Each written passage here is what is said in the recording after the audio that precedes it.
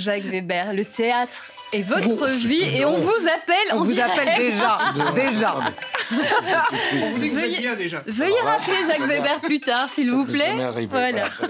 Jacques Weber, le théâtre est votre vie. Quelle vie le théâtre, hein, ça commençait déjà très bien puisque tout jeune, vous êtes sorti du conservatoire avec un prix d'excellence. Votre mentor n'était autre que le grand Pierre Brasseur.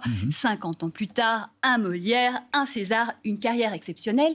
Avant de parler, de ranger la pièce de Pascal Rambert qui parle d'un bilan de vie, je ne vais pas vous demander votre bilan de vie, mais quand vous repensez à ce jeune qui avait un rêve, vous avez envie de lui dire quoi ou vous pensez à quoi? Ça vous fait quoi quand même?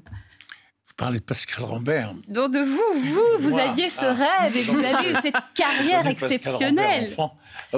Très honnêtement, je dis que c'est pas si mal tout ce qui s'est passé. C'est plutôt heureux, plutôt beau. J'ai eu la chance aussi de rencontrer une femme dont je ne me suis pas séparé. Ça fait quand même 45 ans. Ça compte énormément dans l'équilibre, dans la relation qu'il peut y avoir entre sa vie personnelle et son métier.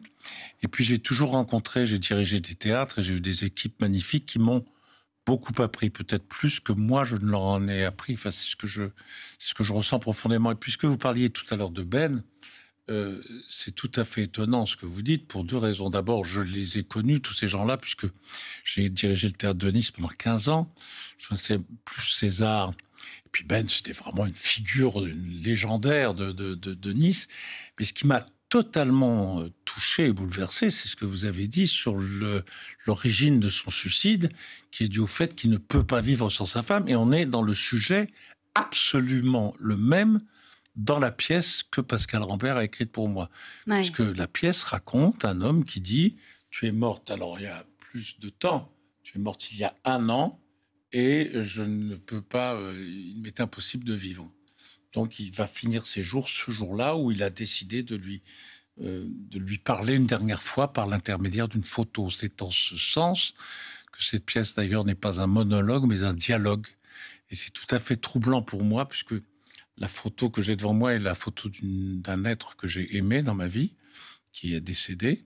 Et quelque chose se passe de vivant, d'humain, entre cette photo et moi. Alors que je ne suis pas du tout du genre culte.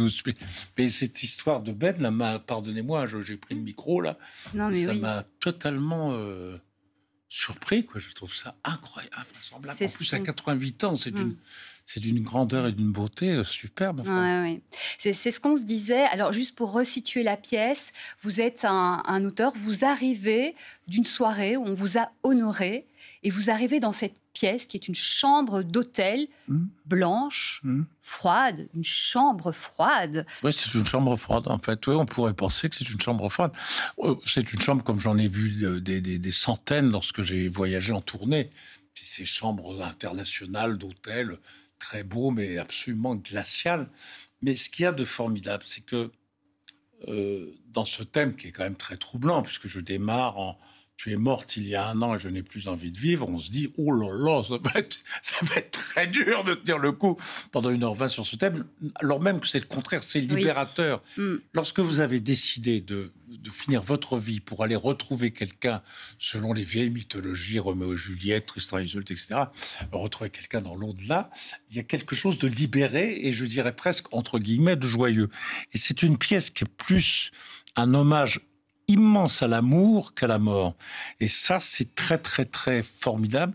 Et je crois que c'est ce qui fait qu'il y a une relation avec le public tout à fait belle, humaine, drôle parfois, souriante, et puis parfois, oui, en effet, très émouvante.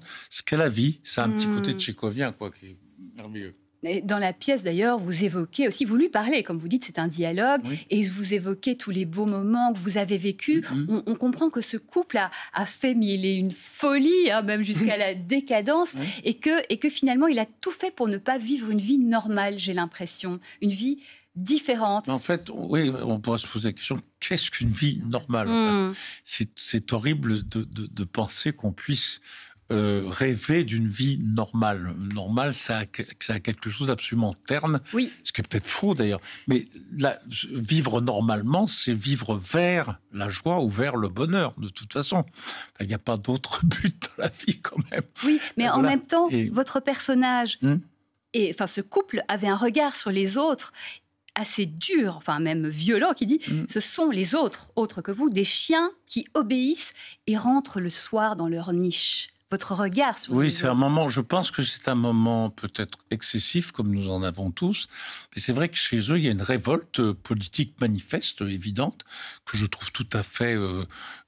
ça met de la bonne santé, je crois qu'on on en a vraiment besoin de se bagarrer contre ces inégalités absolument flagrantes, cette espèce d'endormissement de la maturité politique. En France, il y a un endormissement, un assouvissement de la maturité politique qui fait qu'on va tomber, qu'on va voter pour un porte-manteau. Par-delà, c'est rien.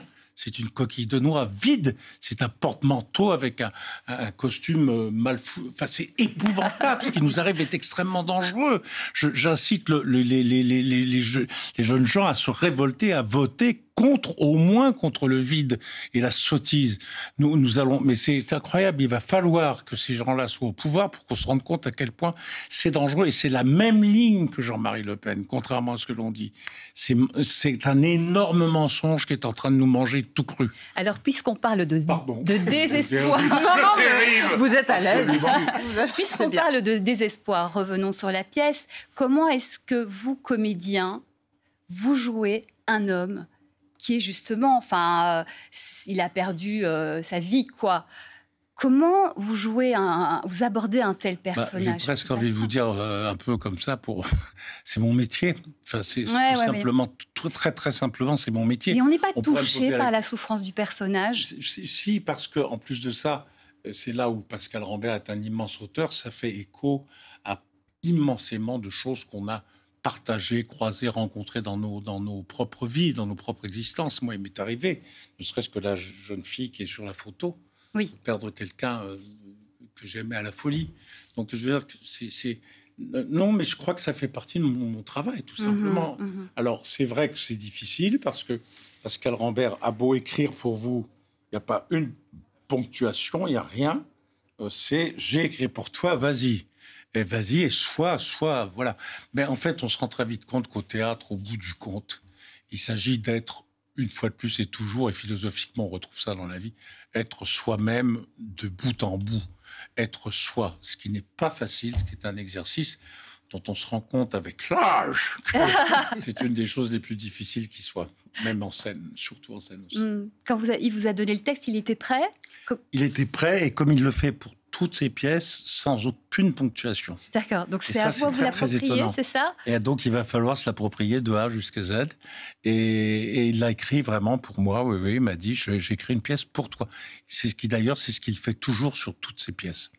Et nous allons bientôt avoir d'autres rendez-vous, mais alors là, avec d'autres acteurs avec moi. Voilà, ce qui sera très agréable aussi. D'accord. En attendant, moi, je vous propose de vous retrouver dans Rangers de Pascal Rambert, mise en scène par Pascal Rambert, qui vous connaît bien. Et ça se passe au Théâtre des Bouffes parisien. Théâtre magnifique. À Paris, très très beau théâtre. C'est jusqu'au 29 juin. C'est une pièce très très touchante et qui fait vraiment réfléchir. Et voilà, bravo à vous. C'est évidemment encore une œuvre de maestro. Merci d'être venu nous voir, Jacques Weber. Merci à vous. Merci beaucoup, gentil, Jacques Weber. Vous pouvez rallumer votre téléphone si vous voulez. Merci beaucoup.